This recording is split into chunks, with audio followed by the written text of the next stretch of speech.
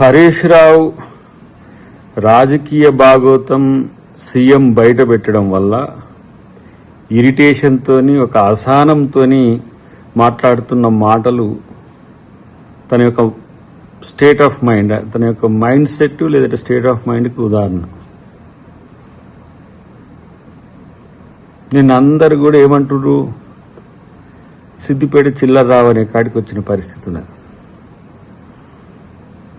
రాజకీయంగా విమర్శ చేస్తే ప్రతి విమర్శ చేయడం అనేది చేతగాక, ముఖ్యమంత్రిని ఇష్టం వచ్చినట్టు మాట్లాడితే అఫెన్స్ అవుతుంది అన్నట్టుగా నువ్వు చేస్తున్న చిల్లర వేషాలు లేకపోతే నువ్వు ఆడుతున్న దొంగ నాటకాలని తెలియని కాదు హరీష్ రావు. ఢిల్లీకి పోయి బీజేపీ నాయకులతో కలిసింది వాస్తవమా కాదా అంటే వాస్తవమైతే వాస్తవం, కాదంటే కాదు అని చెప్పాలి. కానీ ముఖ్యమంత్రిని వ్యక్తిగతంగా అనడం ద్వారా నువ్వు చేసిన దొంగ నాటకాల గురించి తప్పించుకోలేవు కదా. నిజంగా మీ మామ కేటీఆర్ని ఆ పార్టీకి నాయకుడిని చేస్తే నీ పాత్ర బీఆర్ఎస్లో ఏముంది? ఆ రోజున్నే రాజశేఖర రెడ్డి గారితో సంప్రదించి కాంగ్రెస్లో జాయిన్ అవ్వడానికి మెంటల్గా ప్రిపేర్ అయిన నువ్వు, ఎందుకంటే దానికి సాక్ష్యం ఇప్పుడు గూగుల్లో కొట్టినా కూడా రాజశేఖర రెడ్డి గారు నువ్వు కలిసిన బొకే ఇచ్చిన ఫోటో ఉంటుంది. సో రాజకీయ అవకాశవాదం ఆ రోజు కాంగ్రెస్తో కలవడం వల్ల మీకు అదృష్టం కలిసి వచ్చింది. 2004 ఎన్నికల్లో ఉన్న పలంగా ఒక 6 మంత్రులు ఇవ్వాల్సి వచ్చింది. ఆ సందర్భంలో ఆయన ఎంపీగా ఉన్నాడు కాబట్టి కేంద్ర మంత్రి ఆయన అయితే రాష్ట్రంలో నా ప్రతినిధి ఉండాలని చెప్పి నువ్వు అప్పటికి వార్డు మెంబర్ కాకపోయినా తీసుకొచ్చి నిన్ను మంత్రిని చేసి తర్వాత ఎమ్మెల్సీని చేసింది కాంగ్రెస్ పార్టీ. ఆ రోజుకు నువ్వు అవసరం.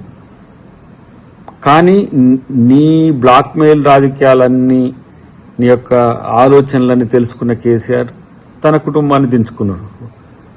ఇద్దరిని, కొడుకును బిడ్డను దించుకున్న పరిస్థితి. అప్పటి నుంచి నీది విచిత్రమైన ధోరణి వచ్చింది. ఏంది నేనెవరిని అనే పార్టీలో నేనెవరిని అనే స్థితి నుంచే కాంగ్రెస్కు రావాలని చూసినావు. మళ్ళీ ఇప్పుడు వర్కింగ్ ప్రెసిడెంట్గా కేటీఆర్ని చేసేవరకు ఇప్పుడు నీ రాజకీయ అస్తిత్వం ప్రమాదంలో పడ్డది.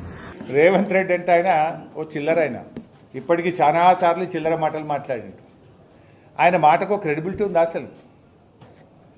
4 పార్టీలు మారినోడు, రోజుకు 4 అబద్ధాలు మాట్లాడేటోడు, 400 అబద్ధపు హామీలు ఇచ్చి అడ్డదారిలో అధికారం ఎక్కినోడు, 15 ఆగస్టు కల్లా రుణమాఫీ చేస్తా అని దేవుని మీద ఒట్టుబెట్టి మాట తప్పినోడు, సిద్దిపేటకు వచ్చి ఆయిల్ పంప్ ఫ్యాక్టరీ ఇనాగ్రేషన్ సందర్భంగా 45 రోజుల్లో 9,000 కోట్లు రైతుల అకౌంట్లలో రైతు బంధు డబ్బులేస్తా అని మాట తప్పిన ఈ రేవంత్ రెడ్డి మాటలకు విలువ ఉన్నదా? అబద్ధాలు చెప్పుడు, అడ్డమైన మాటలు మాట్లాడుడు, అడ్డదారిలో అధికారాన్ని అనుభవించుడు, అబద్ధాల గారడితో కాలం వెల్లదీసుడు తప్ప నువ్వు చేసింది ఏమైనా ఉన్నదా రేవంత్ రెడ్డి? దేవుని మీద ఒట్టుబెట్టి, కనబడ్డ దేవుని మీద ఒట్టుబెట్టి రుణమాఫీ ఎగబెట్టింది నువ్వు కాదా? సిద్దిపేటకు వచ్చి 45 రోజుల్లో రైతు బంద్ వేస్తా అని 65 రోజులైనా రైతు బంద్ ఎగబెట్టింది నువ్వు కాదా? అసలు నువ్వు ఎన్ని అబద్ధాలు? అసలు 4 పార్టీలు మారింది నువ్వు, పూటకో పార్టీ మారి ఏ ఎండకు ఆ గొడుగు పట్టే రేవంత్ రెడ్డి నా గురించి మాట్లాడతాడా? నేను ఇప్పటికి 100 సార్లు చెప్పిన, నా జీవితం అంతా కేసీఆర్, నేను బతికున్నంత కాలం బీఆర్ఎస్ అని 100 సార్లు చెప్పినా, ఇంకా 100 సార్లు చెప్తా. నువ్వేంది చిల్లరోనివి? నువ్వు అసలు నీకు నా గురించి మాట్లాడే నైతికత తక్కువ ఉందా? ఇందాకే అన్న కదా, గురువింద గింజ తన కింద నలుపు తెలియదు అన్నట్టు పార్టీలు మారిన రేవంత్ రెడ్డి ఒకే పార్టీ జీవితం అంతా, పుట్టుక బీఆర్ఎస్లోనే, చావు బీఆర్ఎస్లోనే అని గతంలో చెప్పినా మళ్ళీ చెప్తున్నా. కొత్తగా చెప్పేదేముంది? నువ్వు పూటకో పార్టీ మారుతావు. ఇవాళ కూడా కాంగ్రెస్లో ఉన్నావు, మోడీ గారి పాట పాడుతున్నావు, బీజేపీ పాట పాడుతున్నావు. నువ్వు రేపేడు ఉంటావో తెలియని నువ్వు నా గురించి మాట్లాడి. నైతికతకు, నిజాయితీకి నేను కట్టుబడి ఈ రాజకీయాల్లో పనిచేసిన, విలువలతో ఉన్నాం. నీకో విలువలే లేవు నీకు. అసలు నీ ఇంటి పేరు మార్చుకో, యనుమల రేవంత్ రెడ్డి కాదు, అబద్ధాల రేవంత్ రెడ్డివి నువ్వు. నీ ఇంటి పేరు మార్చుకోవాలి నువ్వు. ఎన్నికలప్పుడు నువ్వు చెప్పినటువంటి అబద్ధాలు నమ్మే ప్రజలు మోసపోయినరు. ఇవాళ ముఖ్యమంత్రి కుర్చీలో కూర్చొని కూడా అబద్ధాలే మాట్లాడుతున్నావు నువ్వు. ఒకవైపు జియో రెన్యూవబుల్ ఎనర్జీ అంటావు, ఇంకోవైపు 24 గంటల ఉచిత కరెంట్ ఇస్తా అంటావు. ఎక్కడికెళ్ళి ఇస్తావు? రెన్యూవబుల్ ఎనర్జీ అంటేనే నీకు నీ ఆర్పీడీసీఎల్కు ఎండ కొడితే కరెంట్ వస్తుంది, ఎండ పోతే కరెంట్ పోతుంది. ఇక దానికి 24 గంటల కరెంట్ ఎక్కడికెళ్ళి ఇస్తావు? పచ్చి అబద్ధాలు మాట్లాడుతావు రేవంత్ రెడ్డి. చిల్లర